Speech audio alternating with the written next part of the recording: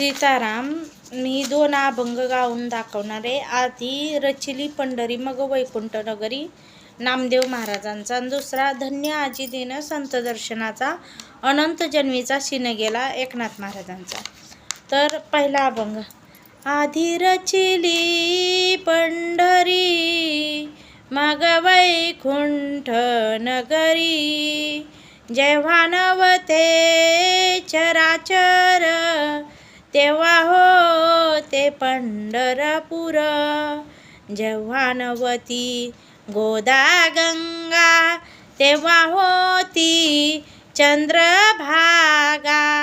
आधी रचिली पंढरी मग वैकुंठ नगरी, चंद्रभागेच्या तटी धन्य पंढरी गोमटी, चंद्रभागेच्या तटी धन्य पंढरी गोमटी. आधी रचिली पंढरी मग वैकुंठ नगरी, नासिली या भूमंडळ उरे पंढरी मंडळ, नासिली या भूमंडळ उरे पंढरी मंडळ. आधी रचिली पंढरी मग वैकुंठ नगरी, असे सुदर्शनावरी म्हणून अविनाश पंढरी. आधी रचिली पंढरी मग वैकुंठ नगरी, नामा म्हणे बा श्री हरी ते म्या देखिली पंढरी. आता ह्या संपूर्ण अभंगाचा भावार्थ सांगते, तुमच्या लक्षात येईल. आधी रचिली पंढरी मग वैकुंठ नगरी म्हणजे वैकुंठ स्थापन करण्याच्या बी आधी पंढरपूर होतं.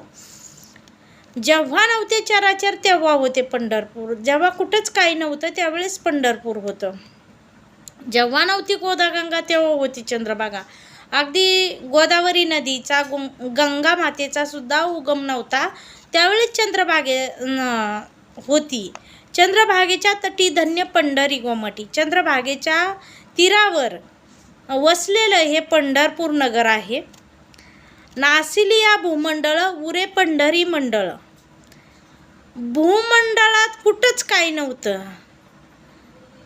नासिली या भूमंडळ उरे पंढरी मंडळ म्हणजे भूमंडळात सर्विक जरी हाहाकार झाला तरी पंढरपुरात मात्र देव होते.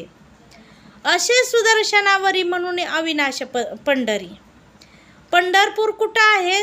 भगवंताच्या सुदर्शन चक्रावर आहे. जसं काशी त्रिशूळावर आहे तसं भगवंताच्या सुदर्शन चक्रावर पंढरपूर आहे. नामा म्हणे बा श्री हरी ते नामा म्हणे बा श्री हरी ते म्या देखिली पंढरी. नामदेवराय म्हणतात, ए श्रीहरी, ए देवा, अरे मी ती पंढरी बघितली. सीताराम. आता दुसरा अभंग. धन्याची दीन संत दर्शनाचा, धन्याची दीन संत दर्शनाचा, अनंत जन्माचा शिन गेला, अनंत जन्माचा शिन गेला, अनंत जन्माचा शिन गेला. मज वाटे त्यासी आलिंगन द्यावे, मज वाटे त्यासी आलिंगन द्यावे, कदा न सोडावे चरण त्यांचे, कदा न सोडावे चरण त्यांचे. मज वाटे त्यासी आलिंगन द्यावे, मज वाटे त्यासी आलिंगन द्यावे. त्रिविध तापाची झाली बोळवना, देखिल्या चरण वैष्णवांचे, देखिल्या चरण वैष्णवांचे मज वाटत्यासी आलिंगन द्यावे मज वाटत्यासी आलिंगन द्यावे मज वाटत्यासी आलिंगन द्यावे कदा न सोडावे चरण त्यांचे कदा न सोडावे चरण त्यांचे मज वाटत्यासी आलिंगन द्यावे एका जनार्दनी घडो त्यांचा संग न व्हावा वियोग माझ्या चित्ता न व्हावा वियोग माझ्या चित्ता न व्हावा वियोग माझ्या चित्ता मज वाटत्यासी आलिंगन द्यावे मज वाटत्यासी आलिंगन द्यावे मज वाटत्यासी आलिंगन द्यावे. धन्य आजी दिन संत दर्शनाचा अनंत जन्मीचा शीन गेला. ज्यावेळेस पंढरपूरचे आषाढी वारी आपण चालत असतो पायी दिंडी सोहळा त्यावेळेस आहे ना एरवी आपण 1 किलोमीटर चालायचं म्हणलं ना अगं बाई बाई बाई कंबरट दुखतंय पाय दुखत्यात हा हा हा हा किती शीन आला गं. आणि वारीच्या वाटेने 10-10 किलोमीटर चालतो तरी एवढा शीन येत नाही. मग ही कशाची ताकद आहे. धन्य आजी दिन संत दर्शनाचा अनंत जन्मीचा शीन गेला मज वाटे त्यांची आलिंगन द्यावे कदा न सोडावे चरण त्यांचे. वारीच्या वाटेने चालत असताना सर्व एकमेकांना माऊली माऊली माऊली म्हणत चालत असतात. नाम घेता वाट चाले यज्ञ पाऊला पाऊली. ज्यावेळेस आपण माऊली माऊली म्हणत चालत असतो ना त्यावेळेस पावला पावलाला आपल्याकडून यज्ञ घडत असतो. ज्यावेळेस 5 पांडवांनी 100 यज्ञ करायचं ठरवलं त्यावेळेस 100 व्या यज्ञांना सर्व ऋषीमुनींना बोलवलं. त्यावेळेस आहे ना दुर्वास ऋषींना बोलवायला गेले तर कौरवांनी सांगितलं तुम्ही यायचं नाही. तर दुर्वास ऋषी अशा वेळेस म्हणले 100 यज्ञांचं पुण्य देत असला तर येतो मी. आता पांडव चिंतेत पडले. मग द्रौपदीला कळलं. म्हणली मी आणील दुर्वास ऋषींना. म्हणले आम्ही तुझं धनी आणि आमच्या ज्याने येत नाही तू बरी आणायला लागली. म्हणले बघा आणते का नाही. द्रौपदीने पायात चप्पल घातली नाही आणि श्रीकृष्ण श्रीकृष्ण म्हणत 1000 पावली गेली आणि त्याच्यानंतर दुर्वास ऋषींना नमस्कार केला. नमस्कार करून म्हणले महाराज आपण आमच्या यज्ञाला यावं असं माझी विनंती आहे. माझे पती आले होते. म्हणणे माझं एकच म्हणणं आहे 100 यज्ञांचं पुण्य जर मला मिळत असेल तर मी येतो. द्रौपदी म्हणली तुमच्यापर्यंत यायला मी 1000 पावलं श्रीकृष्ण श्रीकृष्ण म्हणत आले.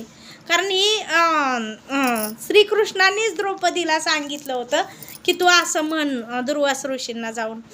आणि मग आहे ना द्रौपदी म्हणली की तुमच्यापर्यंत 1000 पावलं मी चालत आले त्यातल्या 100 पावलांचं पुण्य घ्या. नाम घेता वाट चाले यज्ञ पाऊला पावली. मग अशा पद्धतीने वारीच्या वाटेने चालत असताना पावला पावलाला यज्ञ घडत असतो. मज वाटे त्यांची आलिंगन द्यावे कदा न सोडावे चरण त्यांचे. त्रिविध तापाची झाली बोळवण देखील चरण वैष्णवांचे. ज्यावेळेस साधू संतांची भेट घडत असते वारीच्या वाटेने आपण चालत असतो त्यावेळेस अनेक पाप ताप निघून जात असतात. आणि दुसरी गोष्ट की सर्वांच्यात राहून एक आपल्यात सुधारणासुद्धा होत असते. समजूतदारपणा माऊली माऊली म्हणून एक डोक्यातले विचार पण बाहेर जात असतात वगैरे वगैरे. आता तासभर प्रवचन नाही करत थोड्यात मला व्हिडिओ उरकायचा आहे. एका जनार्दनी घडो त्यांचा संग न व्हावा वियोग माझ्या चित्ता. तर एकनाथ महाराज म्हणतात की मला साधू संतांचा संग दे देवा. माझ्या चित्ताला वियोग होऊन देऊ नको त्यांचा. कारण सुखा लागी जरी करशी तळमळ जरी करशी तळमळ तर तू पंढरीशी जाई एक वेळ.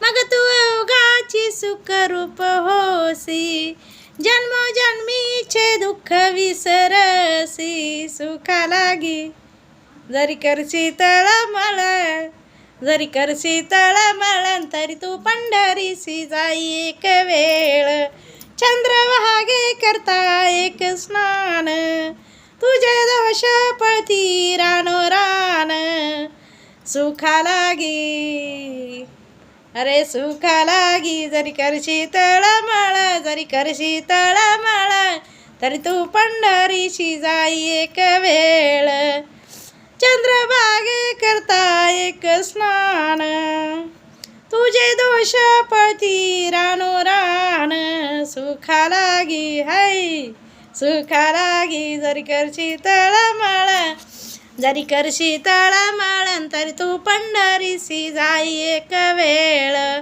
लोटांगण घालूनी महाद्वारी कान धरूनी नाचे गरुडा परी सुखा लागी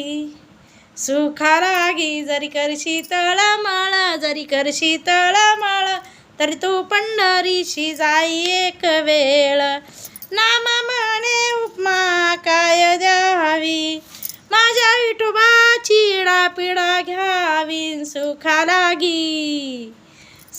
लागी जरी करशी तळमळ जरी करशी तळमळ तरी तू पंढरीशी जाई एक वेळ बोलता बोलता 3 अभंग मी गाऊन दाखवले 2 अभंगाचं स्पष्टीकरण दिलं सीताराम